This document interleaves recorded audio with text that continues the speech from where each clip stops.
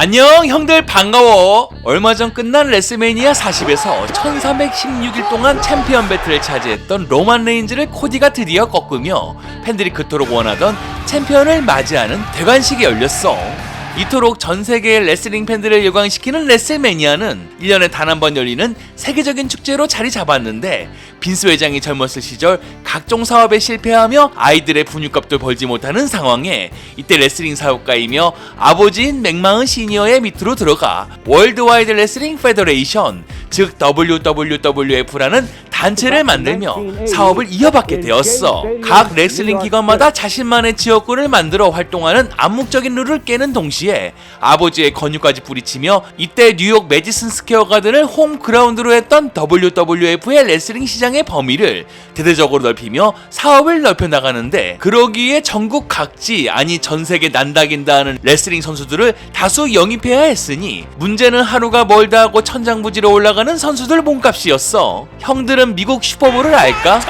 우리나라와는 다르게 미국에서 최고의 인기 스포츠라 말할 수 있는 미식 축구, 즉 NFL의 결승전이 열리는 행사로 이때 TV 광고비가 30초에 $700만, 즉 우리나라 돈으로 93억여 원 정도라고 할 수 있으니 얼마나 많은 미국인들이 이 슈퍼볼을 보기 위해 TV 앞에 앉아있는지 알 수 있겠지. 그리고 이때 빈스 맥마흔은 미국의 1년의 대축제 슈퍼볼에 착안하여 프로레슬링의 팬들을 위한 행사를 만들기로 당찬 꿈을 가지게 되었는데, 5년여간의 준비 끝에 드디어 1985년 3월 31일 뉴욕 매디슨 스퀘어 가든에서 첫 레슬매니아를 열게 되었어. 결과는 과연 어땠을까?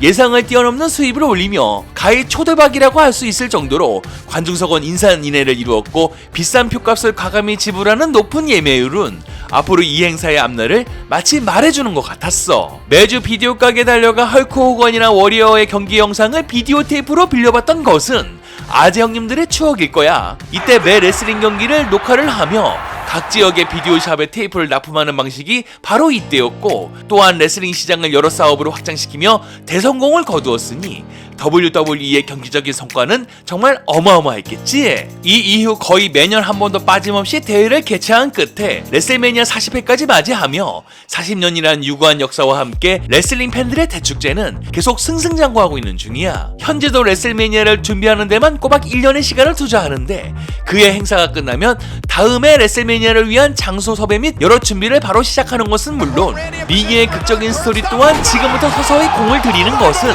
당연한 일일 거야. 거의 4년여간 챔피언 배틀을 잃지 않고 악역으로 활동했던 로만 레인즈가 코디에게 레슬매니아 40에서 드디어 그 자리를 넘긴 것을 보더라도 이 레슬매니아만을 위한 메인 스토리에 WWE가 얼마나 공을 들이는지 형들도 알 수 있는 부분이겠지. 이렇듯 1년의 레슬매니아의 흥행을 좌우할 정도로 중요한 메인 이벤트 경기, 이 이외에도 이 대회에서 팬들의 지대한 관심을 모았던 레슬러가 한 분 있었어. 그것은 바로 불멸의 사나이라고 불리우는 레슬러, 우리가 그토록 좋아하는 레전드 언더테이커 형님. 2m 8cm의 거구의 키에 링 위를 빠르게 활보하며 마치 게임에서나 튀어나올 법한 움직임으로 팬들의 눈을 즐겁게 하며 금세 레슬러 사이에서 두각을 보이며 스타의 반열에 올랐는데, 음산한 종소리와 함께 검은색 롱코트를 입고 나오며 링에 등장하는 카리스마는 팬들의 함성소리로 스타디움 안을 가득 메우기에 충분했어. 그리고 승리를 하며 상대 선수의 명복을 비는 특유의 퍼포먼스와 힙픽 뒤집어지는 눈알의 공포감은 팬들을 더욱 언더테이커라는 레슬러에 열광시키는 원동력이 되었지.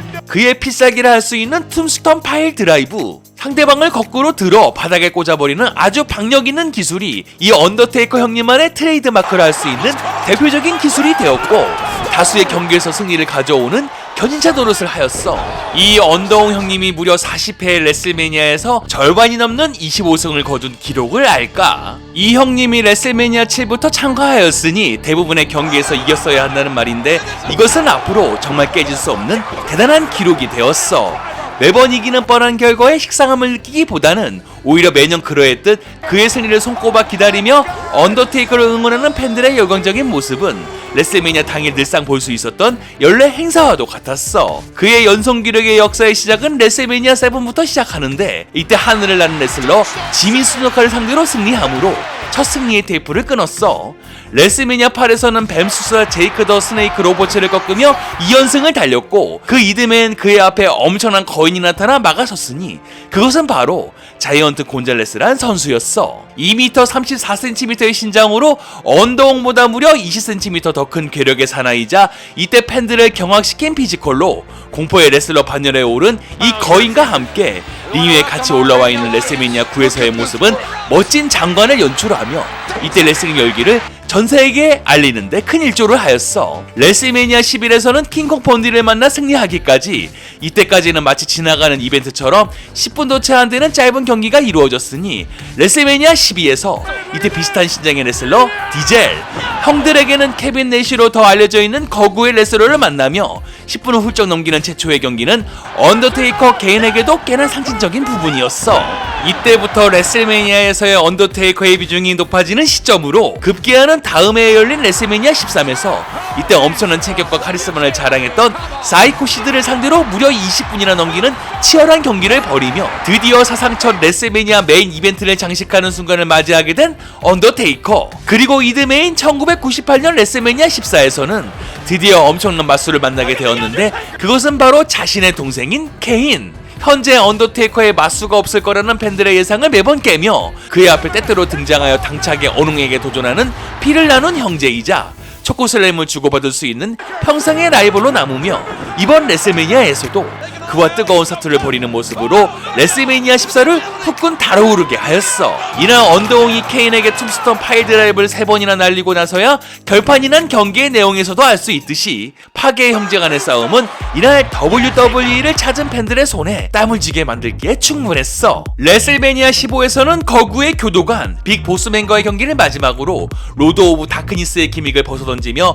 오토바이와 함께 링 위로 폭주하는 이색적인 기믹으로 등장하게 되었는데 역시나 팬들은 이에 열광하며 언더테이커라는 레슬러를 맞이하고 있었어. 레슬매니아 16, 즉 2000년을 알리는 밀레니엄 레슬매니아는 이때 부상으로 언더홍님이 유일하게 출전하지 못하는 레슬링 축제로 기록되었고, 그리고 1년 후인 2001년 레슬매니아 17에서는 이때 엄청난 활약을 보였던 트리플 H를 상대로 치열한 공방이 오고 간 가운데 이때 피니시 기술인 라스트 라이드를 멋지게 날리며 명시상부한 언더테이커의 위상을 더욱 드높이게 되었어. 레슬매니아 18에서는 전세계 레슬링 팬들의 레전드 릭 플레이어와 접전을 벌이며 이때 멋지게 10개의 손을 펴보이는 제스처를 남기는 모습으로 자신의 레슬매니아의 10연승을 자축했고, 이러한 모습은 앞으로의 연승을 팬들에게 마치 약속하는 것 같았어.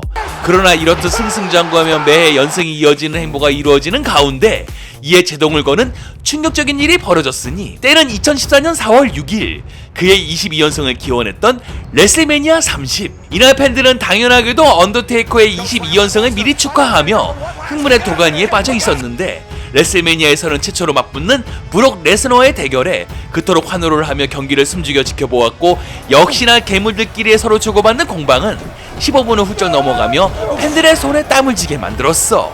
그리고 브록의 필살기 F5를 허락하며 링 위에 누웠지만 이내 다시 일어서며 저력을 보였던 언더테이커 형님. 그리고 그의 또 다른 자랑이었던 공중 엘보우 드랍을 시전하려는 순간 다시 브록에게 F5를 한 번 더 허락했지만 이내 다시 일어나는 모습으로 이젠 툼스톤 파일 드라이버의 제물이 되는 브록의 모습을 기다리고 있었던 팬들이었어. 그러나 회심의 파일 드라이버를 반격하며 언더홍을 들쳐오며 버리는 세 번째 F5는 좀지 생각지도 못했던 진행이었고, 이때 팬들의 불길한 예감이 엄습하는 가운데 이내 언더테이커가 일어나지 못하는 상황으로 이어지며 이날의 패배는 팬들에게는 한켠의 악몽과도 같았어. 이렇듯 안타깝게 21승 1패라는 기록으로 연승가도가 끝났던 언더테이커. 이날 22연승이 깨진 기록의 파급 효과는 엄청났으며 메인 이벤트에서 데니얼 브라이언이 챔피언이 되는 놀라운 일도 있었지만 팬들에게는 도리어 언더홍의 패배가 더욱 이슈화되며 평생 잊지 못할 레슬매니아 30으로 남게 되었어. 이 다음 레슬매니아 31에서는 고인이 된 브레이 와이어트와 맞붙어 레슬매니아의 첫 패배 이후 승리를 하였고, 레슬매니아 33에서는 이때의 스타 로만 레인즈에게 스피어를 연거푸 허락하며 인생 두 번째 레슬매니아 패배를 맛보아야 했던 레전드 언더테이커 형님. 그리고 이 시간이 지나 레슬매니아 36에선 걸출한 레슬러 AJ 스타일스와 맞붙게 되었는데 코로나 팬데믹 사태의 시네마틱 영상으로 그간의 사랑에 보답을 하며 그의 인생의 마지막 레슬매니아를 아쉽게도 마무리하게 되었어. 그리고 이번에 열린 레슬매니아 40에서는 종소리와 함께 깜짝 등장하여 덜악을 초코슬램으로 대다 꽂으며 이날 팬들의 엄청난 환호를 불러일으켰으니 명실상부한 레슬매니아의 상징으로 영원히 남게 된 언더테이커 형님. 레슬매니아에서 유일하게 에볼루션 멤버를 모두 이긴 유일한 선수로 트리플 H와는 레슬매니아 17, 릭플레어는 18, 21에서는 레전드 킬러 랜디 오턴을 만났고 마지막으로 23에서는 바티스타를 마저 이기며 내놓으라는 선수들을 모두 바닥에 눕혔던 전설의 사나이 언더테이커 형님이었어. 레슬매니아 30 당시 언더테이커의 나이는 무려 50세였고 아마도 매년 1승씩 올라갔던 연승은 팬들의 바람과는 다르게 점점 자신을 옥죄해왔던 상상도 못할 부담이었을 거야. 언더테이커의 연승가도가 저지되었던 레슬매니아 30에서 브록 레스너 본인도 언더테이커를 이기는 것을 몇 번이고 거부하며 빈스를 찾아갔을 정도로 이날 경기를 싫어했지만 이는 언더테이커가 직접 첫 패배를 브록으로 지명했으니 어쩔 수 없는 선택이었겠지. 레슬링 말년을 마무리 지으면서도 자신의 고향과도 같았던 WWE를 생각해 앞으로 기간의 추춧돌이 될 악역 레슬러 브록에게 빅푸시를 하며 패배를 당했던 언더홍을 보더라도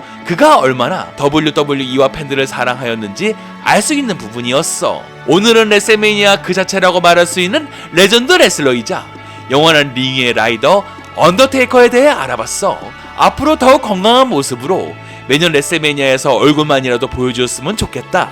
맞지 형님들? 다음에도 형들이 좋아하는 재미있는 레슬링 이야기로 찾아올게. 그럼 다음 시간까지 바이바이.